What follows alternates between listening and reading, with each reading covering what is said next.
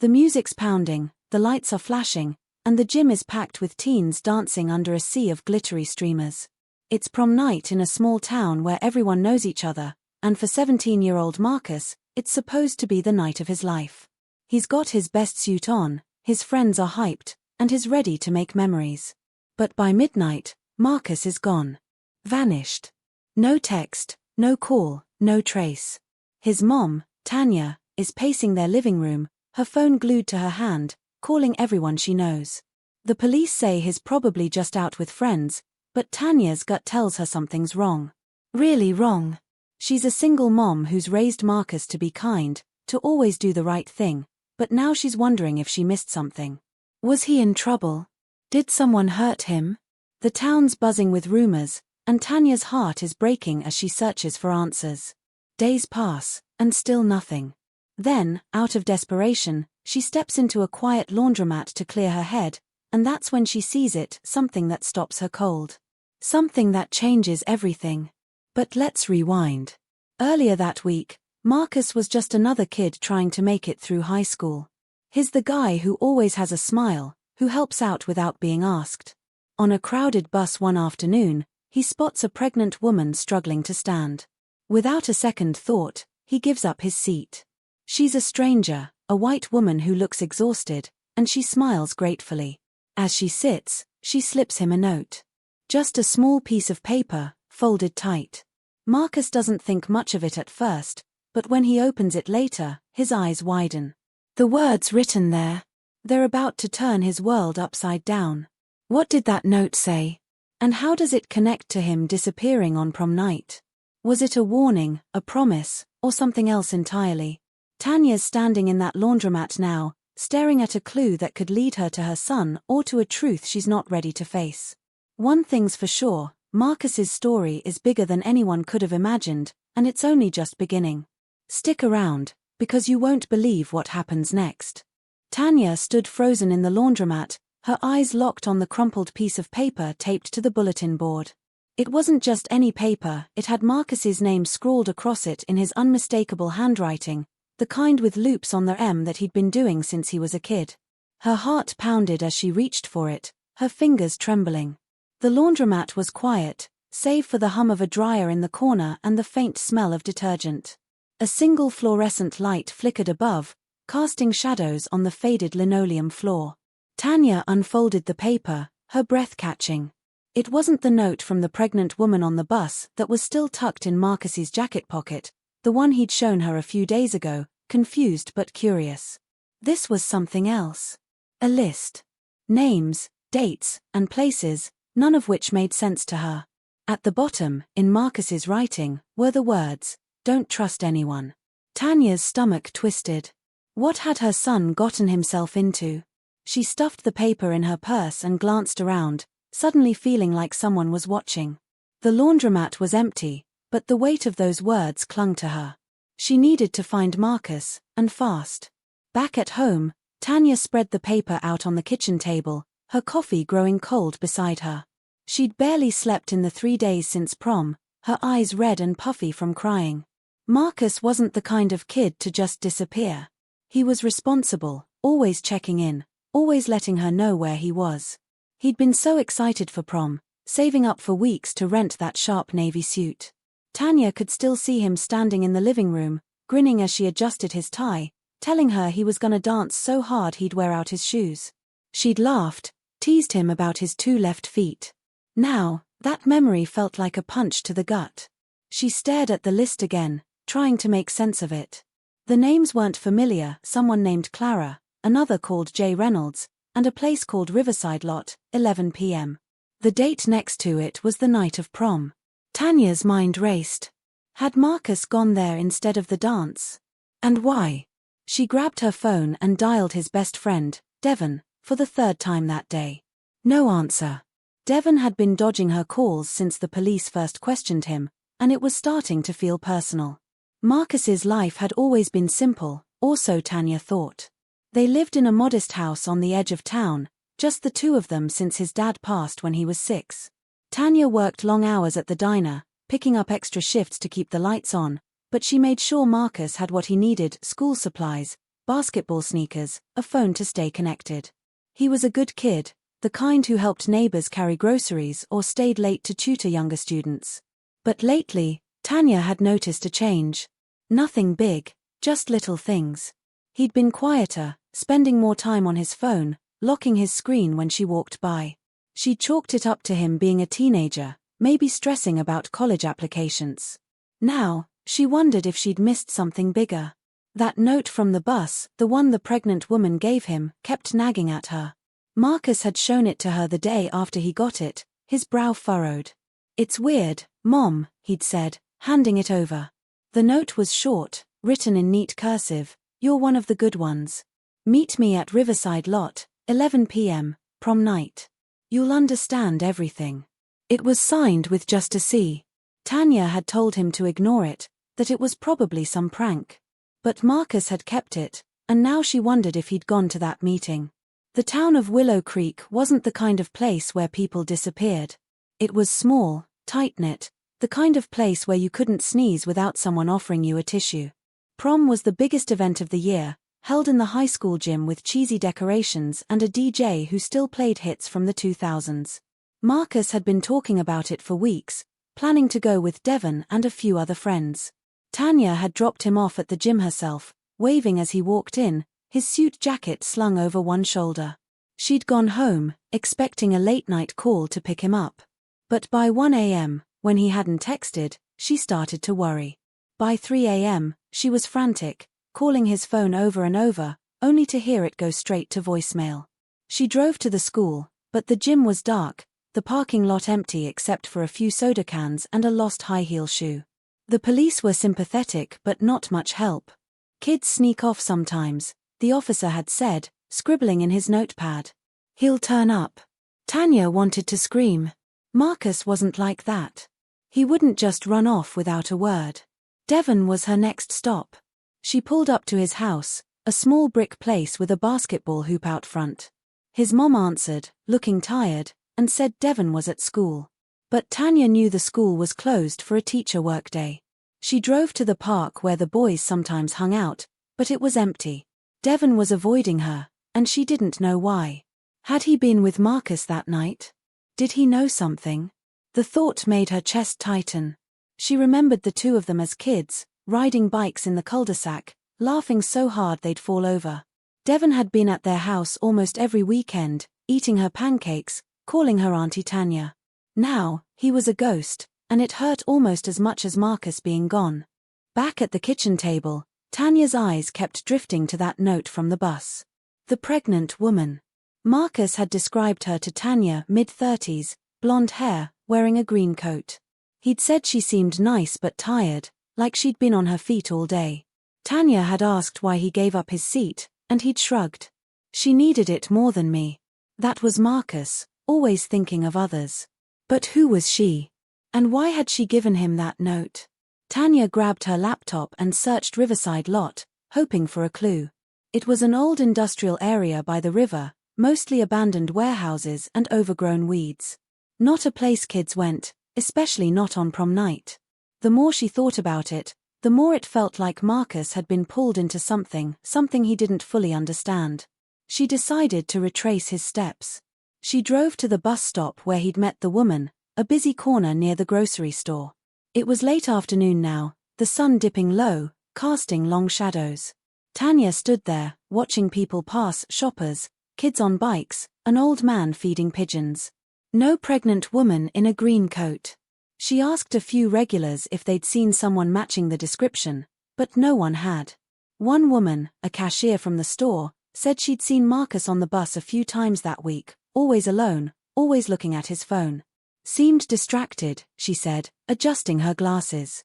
Not his usual self. Tanya's heart sank. What had been going on with him? Had he been hiding something? As she drove home, her phone buzzed. It was a text from an unknown number. "Stop looking, Tanya. He's safe. For now." Her hands shook so hard she nearly dropped the phone. She pulled over, staring at the screen. Who was this? How did they know her name?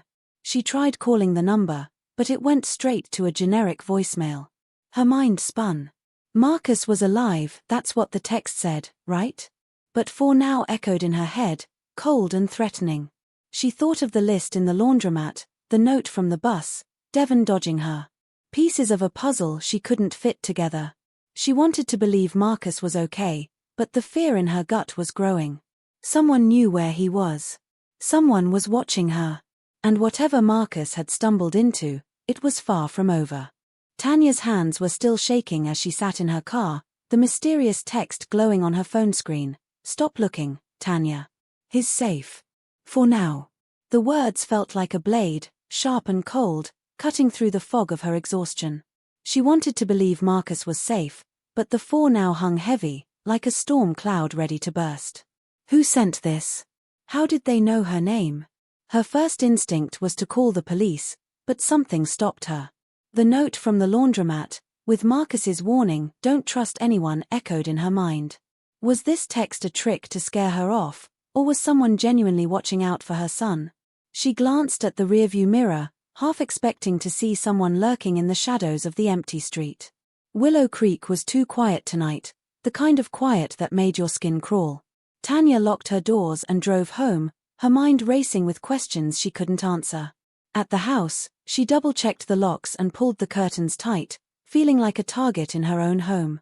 She spread out everything she had, the laundromat list, the bus note, and now a screenshot of the text. The list was the most confusing. Names like Clara and Jay Reynolds, places like Riverside Lot, and random dates that didn't line up with anything she knew about Marcus's life. She tried searching the names online, but nothing came up, no social media, no news articles, nothing. It was like these people didn't exist. The bus note, though, was different. That C at the bottom, could it be Clara from the list? Tanya's head through uplink was pulsing, but she couldn't stop. She grabbed a notepad and started jotting down everything Marcus had said about the pregnant woman. Blonde hair, green coat, tired eyes. He'd mentioned she was carrying a small black bag, the kind you'd use for a laptop or books. It wasn't much, but it was something. Tanya wondered if the woman was local or just passing through. Willow Creek wasn't exactly a tourist spot, so why was she here, and why had she singled out Marcus? Across town, Devon was holed up in his bedroom, the blinds drawn, his phone buzzing with unread messages from Tanya. He felt awful ignoring her, but every time he thought about calling back, his stomach knotted up. He knew more than he was letting on, but he wasn't sure how much he could say without making things worse. The night of prom, he and Marcus had been tight, laughing and taking selfies in their suits before heading to the gym. But Marcus had been acting strange all week, checking his phone constantly, muttering about needing to figure something out. Devon had pressed him, but Marcus brushed it off, saying it was just school stuff. Then, at prom, Marcus disappeared halfway through the night. Devon thought he'd just stepped out for air, but when he didn't come back, Devon got worried. He'd texted him, called him, even checked the bathrooms. Nothing. The next day, when Tanya called, Devon panicked. He didn't want to lie, but he didn't want to spill everything either, not until he knew what was going on. Because the truth was, Marcus had told him about the note from the bus, and Devon had a bad feeling it was connected. Devon's own life wasn't exactly smooth sailing.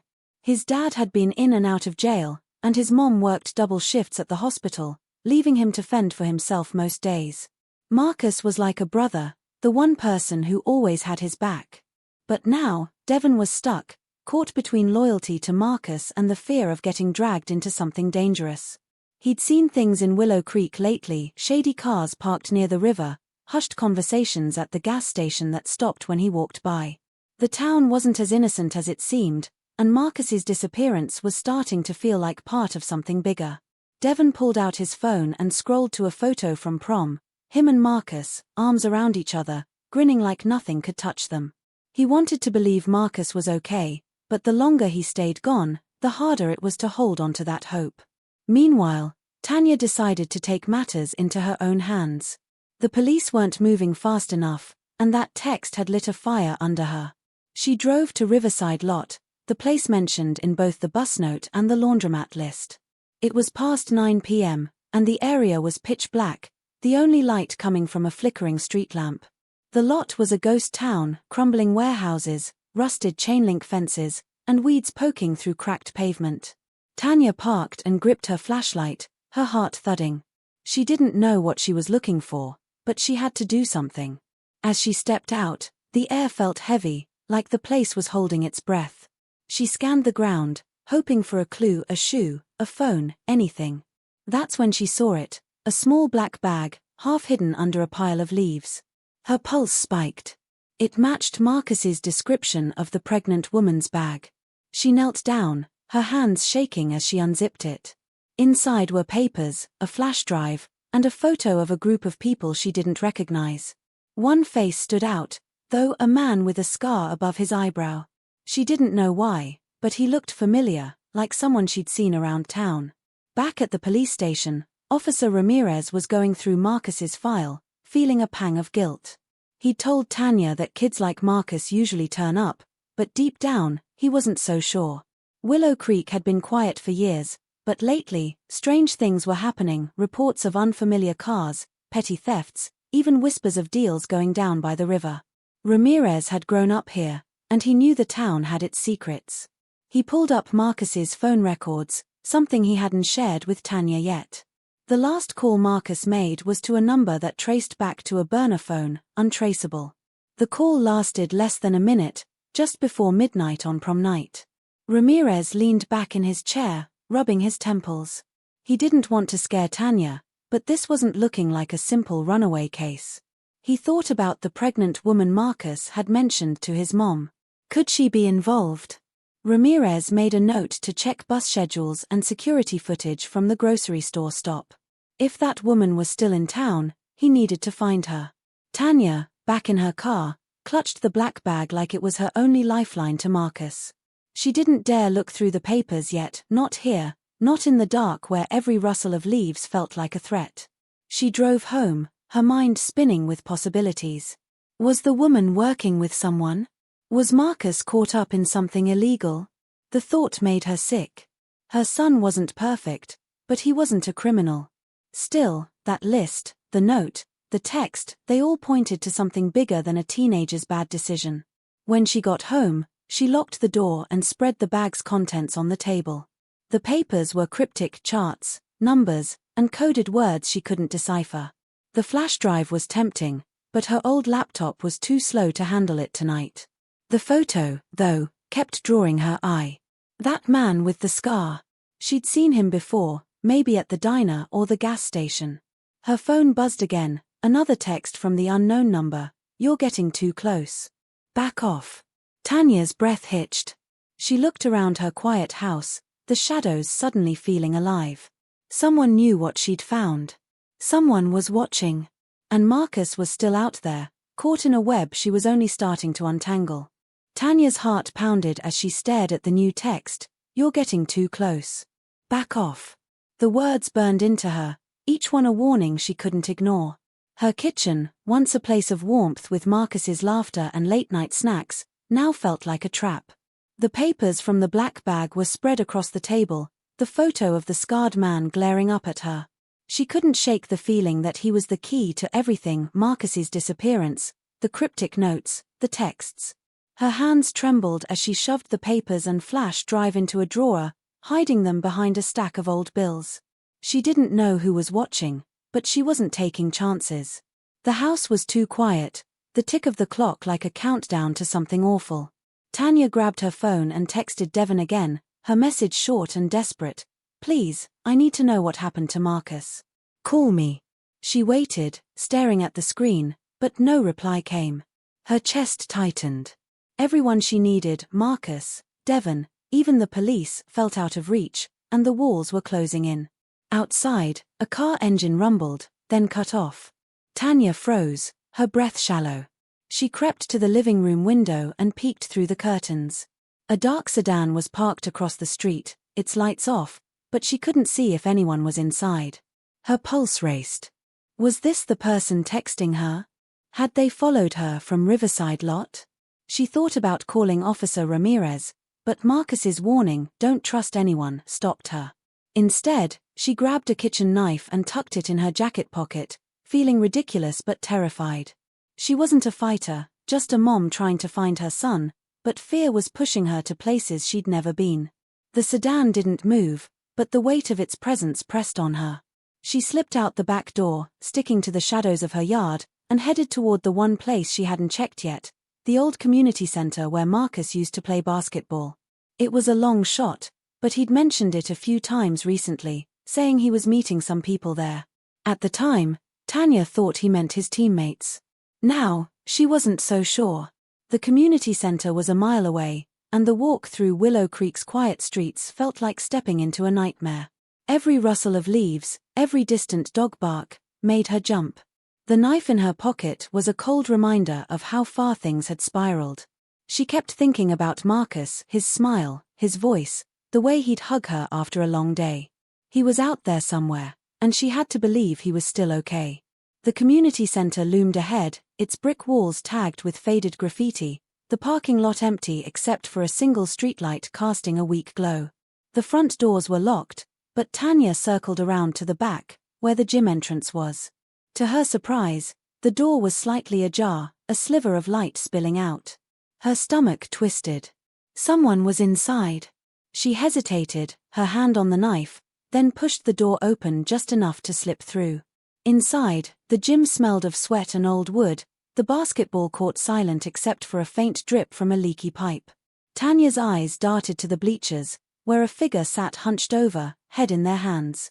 Her heart leapt. It was Devon. He looked up, startled, his face pale under the dim lights. "Tanya," he whispered, his voice cracking. "What are you doing here?" She rushed toward him, relief and anger colliding. "Devon, where's Marcus? Why haven't you answered me?" He stood, backing away, his hands raised like he was warding her off. "I didn't mean to. Look, it's complicated, okay? I don't know everything." His eyes were wide, scared, and Tanya noticed a bruise on his cheek, fresh and purple. "What happened to you?" she asked, her voice softening despite her frustration. Devon shook his head, glancing at the door like he expected someone to burst in. "You need to stop looking, Tanya. They're not playing around." Before she could press him further, a loud bang echoed from the front of the building. Devon flinched, grabbing her arm. "We gotta go, now," he hissed. Tanya's mind raced. Who was they? Was this connected to the texts, the scarred man, the black bag? She followed Devon toward a side exit, her heart hammering as footsteps echoed closer. They slipped out into the night, ducking behind a dumpster as a flashlight beam swept the parking lot. Tanya held her breath, clutching Devon's sleeve. The beam passed, and she heard voices, low, urgent, too muffled to make out. Devon was trembling, his eyes locked on the ground. "I'm sorry," he whispered. "Marcus told me to stay out of it, but I didn't listen." Tanya's throat tightened. "Stay out of what, Devon? What did he get into?" He looked at her, his face torn with guilt. "It started with that woman on the bus. The note. She wasn't random, Tanya. She knew him." Back at the police station, Officer Ramirez was piecing together his own puzzle. The bus stop security footage had finally come through, grainy but clear enough to show Marcus talking to a blonde woman in a green coat. She was pregnant, just as he described, and the way she handed him the note looked deliberate, like she'd been waiting for him. Ramirez paused the video, zooming in on her face. She wasn't a local, he'd have recognized her. He sent the image to a colleague in the next county, hoping for a match. The burner phone Marcus had called was another dead end, but Ramirez couldn't shake the feeling that Riverside Lot was the center of this. He'd driven by there earlier, noticing fresh tire tracks in the mud, too clean for a place that was supposedly abandoned. He was starting to suspect Marcus had stumbled into something dangerous, maybe a deal, maybe a secret someone wanted buried. The thought made him uneasy. Willow Creek was his home, but it had shadows he'd never fully explored. Tanya and Devon were back at her house now, the knife still in her pocket, her nerves frayed. Devon sat on the couch, his hands clasped tight, finally ready to talk. "Marcus didn't tell me everything," he started, his voice low. "But that note from the woman, it was about something big. She said she needed his help, that he was the only one she could trust." Tanya leaned forward, her heart in her throat. "Help with what?" Devon swallowed hard. "She was running from someone. Said they were after her, And Marcus, he wanted to do the right thing. He always does. Tanya's mind flashed to the laundromat list, the scarred man, the coded papers. Was the woman hiding from him? And why drag Marcus into it? Before Devon could say more, her phone buzzed again. Another text from the unknown number. You were warned. Next time, we won't miss. Attached was a photo, a blurry shot of Marcus, his hands tied, his face bruised but alive. Tanya's world tilted, her breath catching as she stared at her son's terrified eyes. The climax was coming, and she was running out of time. Tanya's hands shook as she gripped her phone, the blurry photo of Marcus searing into her mind. His bruised face, his hands tied, his eyes wide with fear, it was a nightmare she couldn't wake from. The text accompanying it, you were warned. Next time, we won't miss, felt like a noose tightening around her heart. She barely registered Devon's voice, his words tumbling out in a panicked rush. Tanya, what is it? What's wrong? She turned the phone toward him, her voice barely a whisper. It's Marcus. They have him. Devon's face drained of color, his eyes darting to the screen. He sank back onto the couch, muttering, this is my fault. I should have stopped him. Tanya's fear morphed into a fierce resolve. She grabbed his shoulders, forcing him to meet her gaze. Devon, you need to tell me everything. Right now. No more secrets. The room was heavy with tension, the air thick with the weight of what was coming. Outside, the dark sedan was still parked across the street, its presence a silent threat. Tanya's world was unraveling, and the clock was ticking. Devon took a shaky breath, his hands fidgeting. Okay, but you gotta promise not to hate me. Marcus, he wasn't just helping that woman. He was digging into something dangerous. After she gave him that note on the bus, he started asking questions, looking up stuff online. He found out she was connected to some kind of, I don't know, like a network. People moving stuff through Willow Creek money, maybe worse. Tanya's stomach dropped. Moving stuff? Like what? Devon hesitated, his voice low. He didn't say exactly, but he mentioned Riverside Lot a lot. Said it wasn't abandoned like everyone thinks. There's people there, Tanya. People who don't want to be found. Her mind flashed to the black bag she'd found, the coded papers, the flash drive. Was Marcus caught up in something criminal? Her son, the kid who gave up his seat for a stranger, who helped old ladies with their groceries, how had he gotten tangled in this? Devon's next words hit like a punch. And there's something else. That woman. She wasn't pregnant. Marcus saw her again, without the belly. It was fake.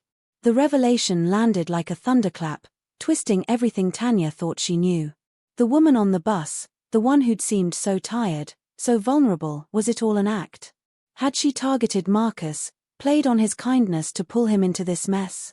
Tanya's head spun. The note, the meeting at Riverside Lot, the list in the laundromat, it all pointed to a setup. But why Marcus? She stood, pacing the living room, her thoughts racing. Why didn't he tell me? She asked, more to herself than Devon. He shrugged, his voice small. He didn't want you to worry. Said he could handle it. Tanya's eyes stung with tears. Her boy, trying to be a hero, was now a prisoner in a photo, and she was no closer to saving him. The knife in her pocket felt heavier, a reminder of how far she'd go to bring him home. But the fake pregnancy was a curveball she hadn't seen coming, and it raised the stakes in a way that made her blood run cold. She grabbed the black bag's contents from the drawer, spreading them out again. The photo of the scarred man stared back, his face now hauntingly familiar. She'd seen him, she was sure of it, not just at the diner or gas station, but somewhere else, somewhere tied to Marcus. Then it hit her, the community center. He'd been there one evening when she'd picked Marcus up from basketball practice, leaning against a car in the parking lot, watching the kids leave. She hadn't thought much of it at the time, but now it felt like a clue she'd missed. Devon, she said, her voice urgent, this guy. Have you seen him? She held up the photo, and Devon's eyes widened. Yeah. He was at Riverside Lot one night. Marcus pointed him out, said he was bad news. Tanya's heart pounded. The scarred man was no random stranger, he was part of this, maybe the one pulling the strings. And if he was watching Marcus back then, He could be the one holding him now. Before she could ask more, a loud knock at the front door made them both jump. Tanya's hand flew to the knife in her pocket, her pulse racing. Devon whispered, "Don't answer it." But the knocking grew louder, insistent, followed by a voice she recognized, Officer Ramirez. "Tanya, it's me. Open the door. We need to talk." Relief washed over her, but it was short-lived. Marcus's warning, "Don't trust anyone," rang in her ears. Ramirez had been kind, but what if he was involved? She glanced at Devon, who shook his head, his face tight with fear. The knocking stopped, and she heard footsteps moving around the house, toward the back. Her stomach twisted. Was Ramirez alone, or was someone with him? She motioned for Devon to stay quiet and crept to the kitchen, peering out the window. The dark sedan was gone, but a new car was parked in its place, one she didn't recognize. Her phone buzzed again, another text from the unknown number, "You can't hide. Bring the bag to Riverside Lot. Midnight. Or he's gone." Attached was another photo of Marcus, this time with a cloth over his mouth, his eyes pleading. Tanya's breath caught, her world narrowing to that image. Midnight was 2 hours away, and Riverside Lot was a trap, she knew it. But what choice did she have? The bag, with its papers and flash drive, was clearly what they wanted, but giving it up could mean losing her only leverage. And the woman's fake pregnancy added a new layer of deception, making Tanya question everything. Was she the mastermind, or just another pawn? Devon grabbed her arm, his voice shaking. "You can't go, Tanya. They'll hurt you too." But she shook her head, her jaw set. "He's my son. I'm not losing him." She stuffed the bag under the couch, keeping only the photo of the scarred man. If she was walking into a trap, she'd do it on her terms. The stakes were higher than ever, and the truth about Marcus's disappearance was just out of reach, buried in a web of lies and danger that was tightening around them all. Tanya's hands shook as she gripped her phone, the blurry photo of Marcus searing into her mind. His bruised face, his hands tied, his eyes wide with fear, it was a nightmare she couldn't wake from. The text accompanying it, "You were warned. Next time, we won't miss," felt like a noose tightening around her heart. She barely registered Devon's voice, his words tumbling out in a panicked rush. "Tanya, what is it? What's wrong?" She turned the phone toward him, her voice barely a whisper. "It's Marcus. They have him." Devon's face drained of color, his eyes darting to the screen. He sank back onto the couch, muttering, "This is my fault. I should have stopped him." Tanya's fear morphed into a fierce resolve. She grabbed his shoulders, forcing him to meet her gaze. "Devon, you need to tell me everything. Right now. No more secrets." The room was heavy with tension, the air thick with the weight of what was coming. Outside, the dark sedan was still parked across the street, its presence a silent threat. Tanya's world was unraveling, and the clock was ticking. Devon took a shaky breath, his hands fidgeting. "Okay, but you gotta promise not to hate me." Marcus, he wasn't just helping that woman. He was digging into something dangerous. After she gave him that note on the bus, he started asking questions, looking up stuff online. He found out she was connected to some kind of, I don't know, like a network. People moving stuff through Willow Creek money, maybe worse. Tanya's stomach dropped. Moving stuff? Like what? Devon hesitated, his voice low. He didn't say exactly, but he mentioned Riverside Lot a lot. Said it wasn't abandoned like everyone thinks. There's people there, Tanya. People who don't want to be found. Her mind flashed to the black bag she'd found, the coded papers, the flash drive. Was Marcus caught up in something criminal? Her son, the kid who gave up his seat for a stranger, who helped old ladies with their groceries, how had he gotten tangled in this? Devon's next words hit like a punch. And there's something else. That woman. She wasn't pregnant. Marcus saw her again, without the belly. It was fake. The revelation landed like a thunderclap, twisting everything Tanya thought she knew. The woman on the bus, the one who'd seemed so tired, so vulnerable, was it all an act? Had she targeted Marcus, played on his kindness to pull him into this mess? Tanya's head spun. The note, the meeting at Riverside Lot, the list in the laundromat, it all pointed to a setup, But why Marcus? She stood, pacing the living room, her thoughts racing. Why didn't he tell me? She asked, more to herself than Devon. He shrugged, his voice small. He didn't want you to worry. Said he could handle it. Tanya's eyes stung with tears. Her boy, trying to be a hero, was now a prisoner in a photo, and she was no closer to saving him. The knife in her pocket felt heavier, a reminder of how far she'd go to bring him home. But the fake pregnancy was a curveball she hadn't seen coming, and it raised the stakes in a way that made her blood run cold. She grabbed the black bag's contents from the drawer, spreading them out again. The photo of the scarred man stared back, his face now hauntingly familiar. She'd seen him, she was sure of it, not just at the diner or gas station, but somewhere else, somewhere tied to Marcus. Then it hit her, the community center.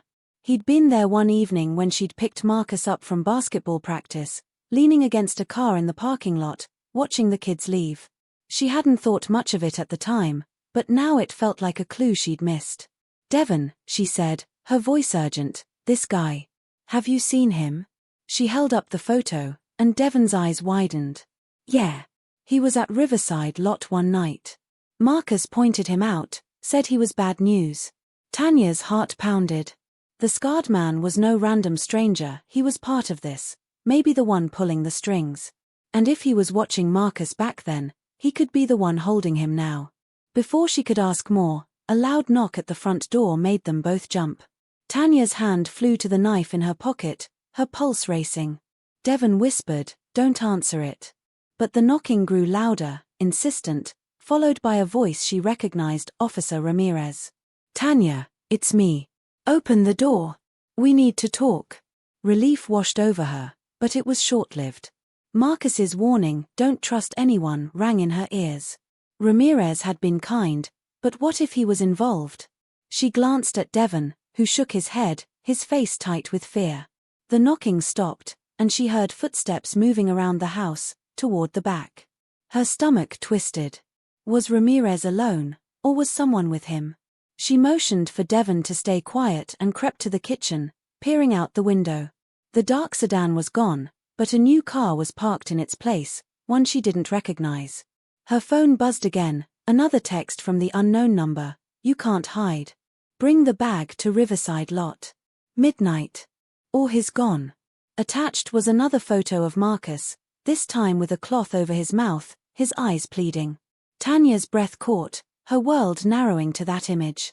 Midnight was 2 hours away, and Riverside Lot was a trap, she knew it.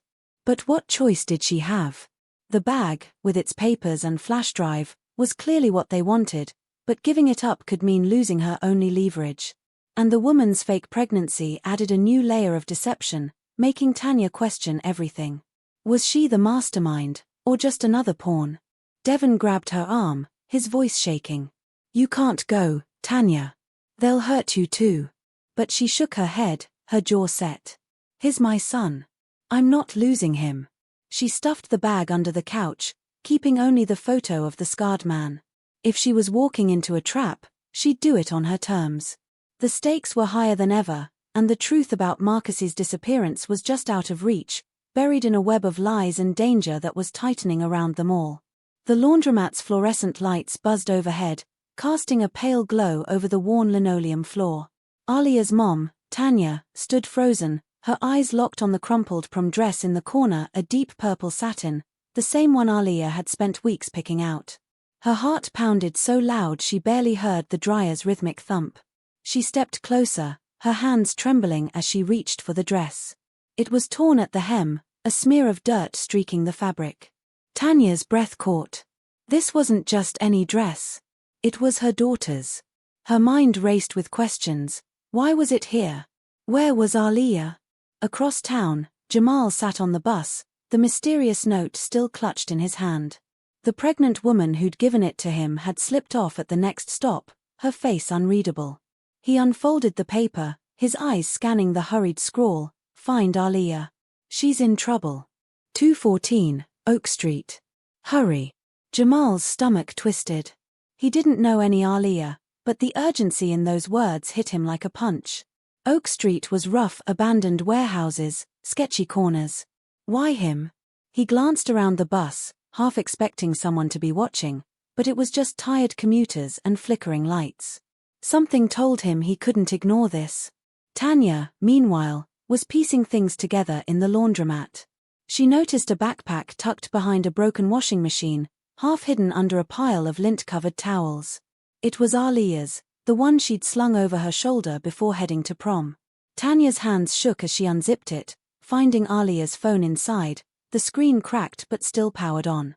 A notification blinked, a text from an unknown number, sent just hours ago. "Meet me at 214, Oak Street. Don't tell anyone." Tanya's knees buckled. She didn't know what was happening, but every instinct screamed danger. She clutched the phone and dress, her mind spinning. The laundromat's lone worker, an older man wiping down a counter, glanced her way. "You okay, he asked, his voice gruff but kind.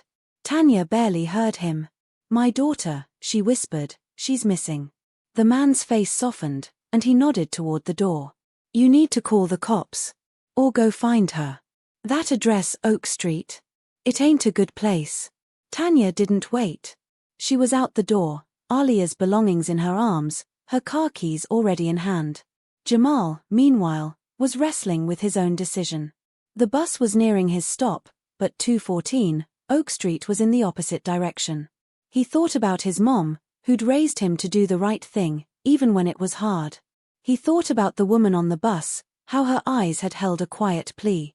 He didn't know Aliya, but he knew what it was like to feel alone, to need someone to step up. With a deep breath, he pulled the cord to signal the driver. He was getting off early. As he stepped onto the cracked sidewalk, the night air hit him, sharp and cold. Oak Street was a good 20-minute walk, and his phone was nearly dead. He stuffed the note in his pocket and started moving, his sneakers crunching against gravel. The city felt different now, like it was holding its breath. He passed flickering streetlights and boarded-up shops, his pulse quickening with every step. What was he walking into? Tanya's car screeched to a stop outside 214, Oak Street, an old warehouse with broken windows and graffiti snaking up its walls. The street was eerily quiet, the kind of quiet that made your skin crawl. She gripped Aliya's phone, her thumb hovering over the call button for the police. But something stopped her. If Aliya was inside, she couldn't risk waiting. She slipped out of the car, her sneakers silent against the pavement. The warehouse door was ajar, a sliver of dim light spilling out. Her heart hammered as she pushed it open, stepping into a cavernous space that smelled of rust and damp concrete. Somewhere in the distance, she heard voices, low, urgent. She crept forward, her eyes adjusting to the shadows. That's when she saw her. Aliya, sitting on a crate, her wrists bound with zip ties. She wasn't alone. Two guys stood nearby, one pacing, the other scrolling on his phone. Tanya's blood ran cold. She ducked behind a stack of pallets, her mind racing. How had her daughter ended up here? Jamal reached Oak Street just as Tanya was inside. He spotted her car, its driver's door still open, and his gut told him this was the place. The note's warning echoed in his head, Aliya was in trouble. He didn't have a plan, didn't even know what he was looking for, but he couldn't turn back now. He approached the warehouse, his heart thudding. Through a cracked window, he saw movement, shadows, voices. Then he heard a girl's voice, sharp and scared. "You don't have to do this," she said. "Just let me go." Jamal's breath hitched. That had to be Aliya. He crouched low, scanning the area. The door was open, but going in blind felt like a bad move. He needed help. He pulled out his phone, but the battery was dead. Frustration surged through him. Then he saw it, a figure moving inside, not one of the guys, but someone else. A woman, creeping through the shadows. Tanya. Inside, Tanya was close enough to hear Aliya's voice now, steady despite the fear. "I don't know what you want," Aliya said to the pacing guy. "I didn't see anything.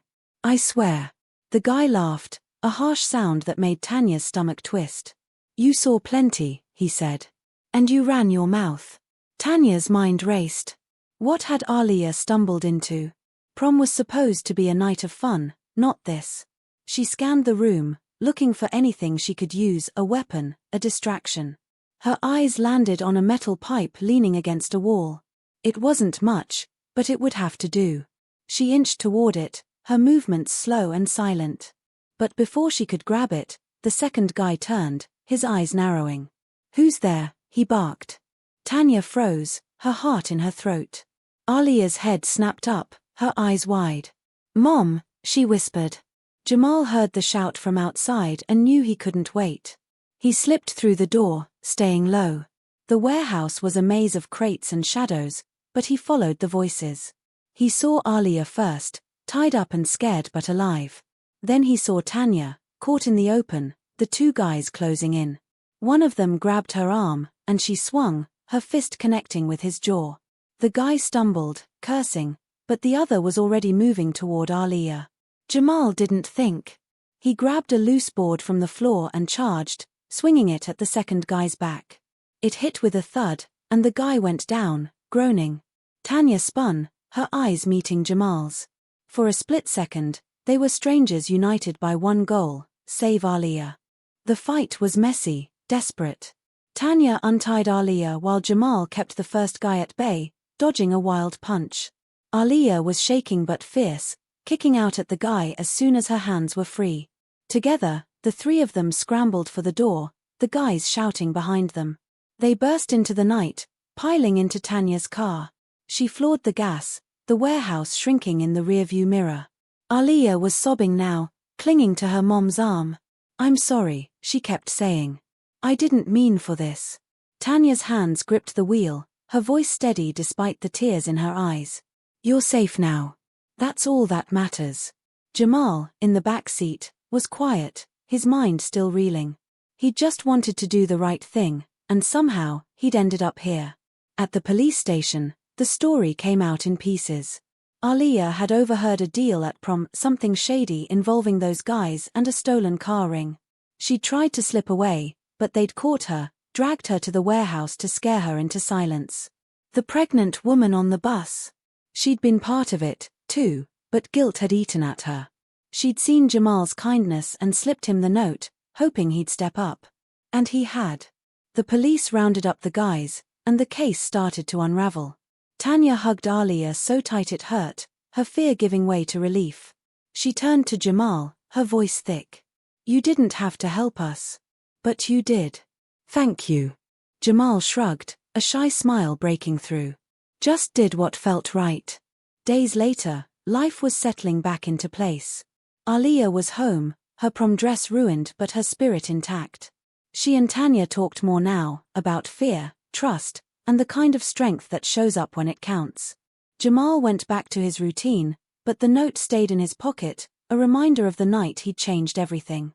The town buzzed with the story: a missing teen, a mom's courage, a stranger's kindness. It wasn't just a headline, it was a lesson. Sometimes, the smallest choices, giving up a seat, checking a laundromat, following a gut feeling, can ripple out, saving lives, building bonds. As Aliya laughed with her friends again and Jamal boarded the bus home, they carried that truth with them. In a world that can feel dark, one act of heart can light the way.